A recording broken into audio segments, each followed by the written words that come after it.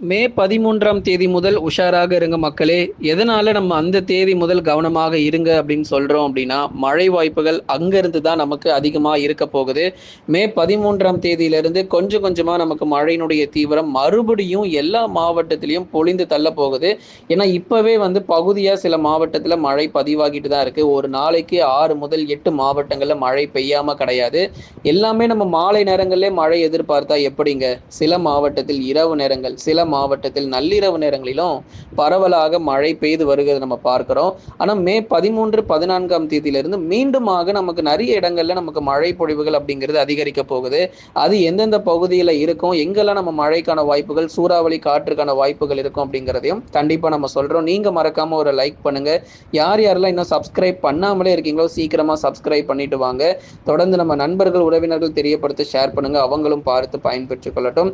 தமிழ்நாடு முழுவதுமாக பெரும்பாலான மாவட்டத்தில் பரவலாக இந்த மே மாதம் தொடக்கத்திலிருந்தே கனமழை பொறுத்த வரைக்கும் வெளுத்து வாங்கிட்டு இருக்குங்க. ஏன்னா ஏப்ரல் மாதத்தை விட மே மாதத்துல வெயில் எப்படிங்க இருக்க போகுது? ஏப்ரல்லையே 41 டிகிரி, கிட்டத்தட்ட 40 முதல் 41 டிகிரி செல்சியஸ் பதிவாகிருச்சு. அப்போ மே மாதத்துல 44, 45 வந்துருமா அப்படியெல்லாம் சில பேர் வந்து சொல்லிட்டு இருந்தீங்க.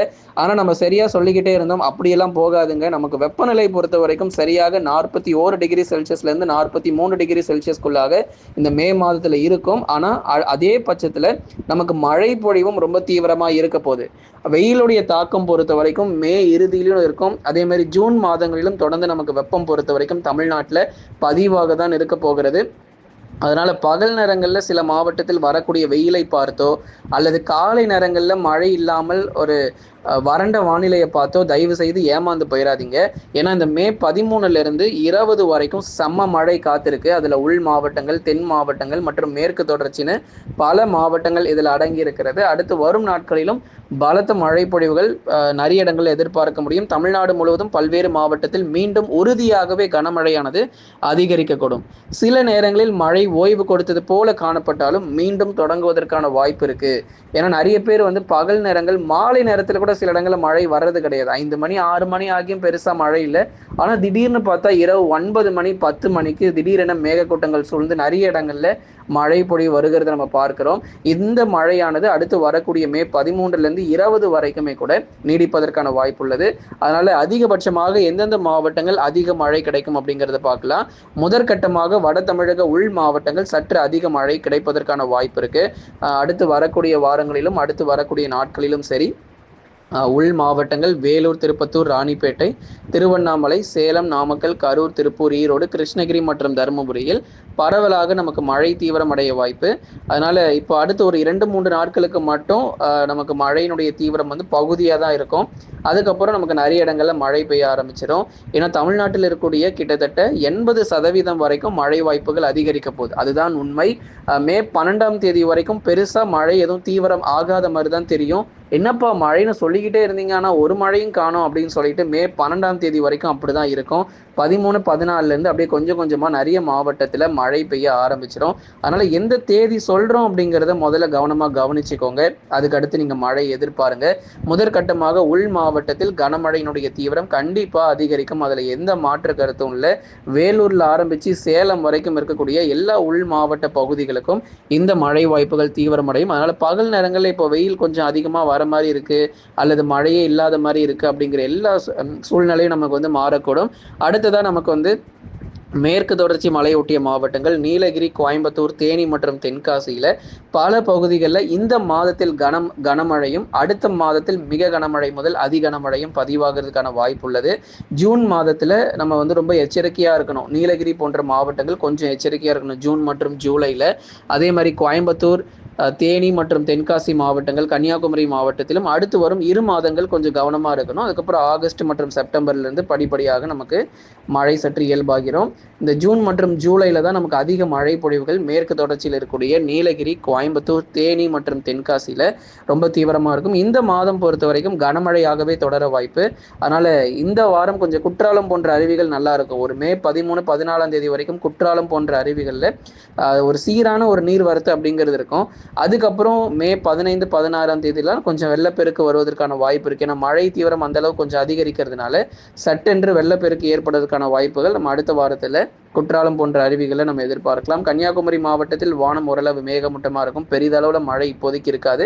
ஆனா கண்டிப்பா கனமழையினுடைய தீவிரம் அடுத்தடுத்து வரக்கூடிய நாட்கள்ல கணிசமா அதிகரிக்க ஆரம்பிச்சிடும். ஒரு 2, 3 நாட்கள் மட்டும் தமிழ்நாட்டில் ஒரு 30% இல்லை ஒரு 40% வரைக்கும் தான் மழை இருக்கும். ஒரு மே 12ஆம் தேதி வரைக்கும் பெரிதளவில் நமக்கு மழை வாய்ப்புகள் அப்படிங்கிறது தீவிரமாக இருக்காது. சில மாவட்டத்தில் மட்டும் மழை பதிவாகிட்டு ஓய்வு கொடுத்துரும்.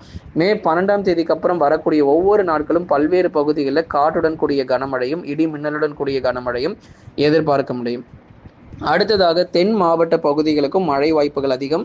ஏன்னா தென்மேற்கு பருவமழை பொறுத்த வரைக்கும் இனி வரும் நாட்கள் கொஞ்சம் கொஞ்சமாக தீவிரம் அடையும் அப்படிங்கிறதுனால தென் மாவட்ட பகுதிகளுக்கும் பரவலாக மழை வாய்ப்புகள் அதிகரிக்கும். மதுரை, திண்டுக்கல், விருதுநகர், சிவகங்கை உள்ளிட்ட தென் மாவட்ட பகுதிகளுக்கும் கணிசமாக மிதமானதிலிருந்து கனமழையும், தூத்துக்குடி மற்றும் திருநெல்வேலி மாவட்டங்களில் மிதமான மழை தொடரும். இதில் கனமழை எங்கே இருக்கும் அப்படின்னா திருநெல்வேலி மாவட்டத்தினுடைய மேற்கு பகுதிகள், திருநெல்வேலியிலிருந்து தென்காசி போகிற வழிகள் எல்லாமே நமக்கு கனமழையாக பதிவாகக்கூடும்.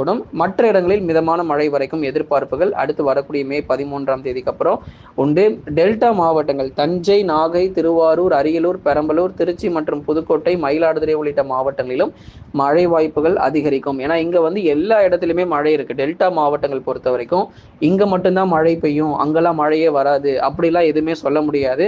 எல்லா பகுதிகளுக்குமே நமக்கு மழைக்கான வாய்ப்பு உள்ளது. அதனால கொஞ்சம் தயார்படுத்தி கொள்ளுங்க. மழை வரலையே அப்படின்னு சொல்லி சாதாரணமா விட்டுறாதீங்க. ஏன்னா அடுத்து வரக்கூடிய மே 12, 13க்கு அப்புறம் கொஞ்சம் கொஞ்சமா நமக்கு மழை தீவிரம் அதிகரிக்க ஆரம்பிச்சிடும். இப்பவே அந்த மழை எதிர்கொள்ள தயாராகிக்கோங்க. இன்னும் ஒரு 2, 3 நாட்கள் பகுதியா நமக்கு மழை வந்தாலும் அடுத்தடுத்து வரும் நாட்கள்ல மாவட்டம் முழுவதும் பெய்ய ஆரம்பிச்சிடும். அடுத்ததாக நம்ம டெல்டா மாவட்டங்கள் இப்போ நம்ம பார்த்தோம்.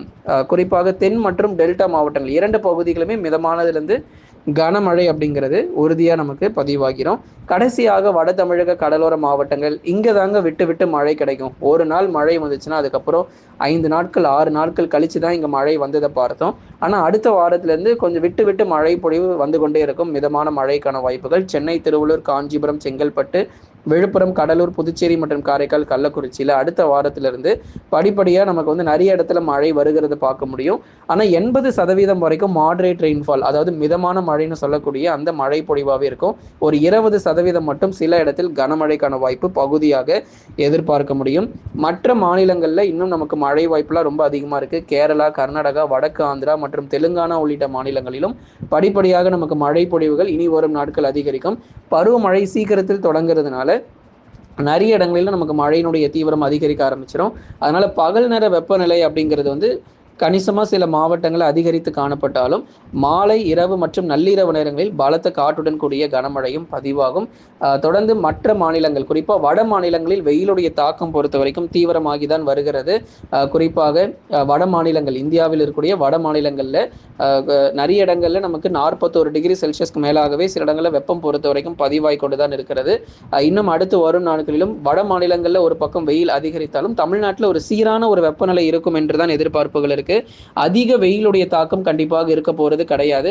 ஓரளவுக்கு நமக்கு சமாளிக்கிற அளவுக்கு தான் நமக்கு வெப்பநிலை இருக்கும். ரொம்ப தீவிரமாக வெயிலுடைய தாக்கம், அதாவது இயல்புக்கும் அதிகமாக மற்றும் வெப்ப அலை தற்போதைக்கு தமிழ்நாட்டில் இல்லை. ஏன்னா மழை அடிக்கடி வந்து கொண்டிருக்கிறதுனால மேகக்கூட்டங்கள் நிறைய பார்க்க முடிகிறது. வெப்ப அலை தற்போதைக்கு கிடையாது. ஆனால் ஓரளவுக்கு நமக்கு வெயிலுடைய தாக்கம் கணிசமாக பகல் நேரங்களில் நமக்கு காணப்படும். நண்பர்களே, நீங்க மறக்காம ஒரு லைக் பண்ணுங்க, சப்ஸ்கிரைப் பண்ணி தொடர்ந்து சப்போர்ட் பண்ணுங்க. துல்லியமான வானிலை அறிக்கையும் பெற்றுக்கொள்ளுங்க.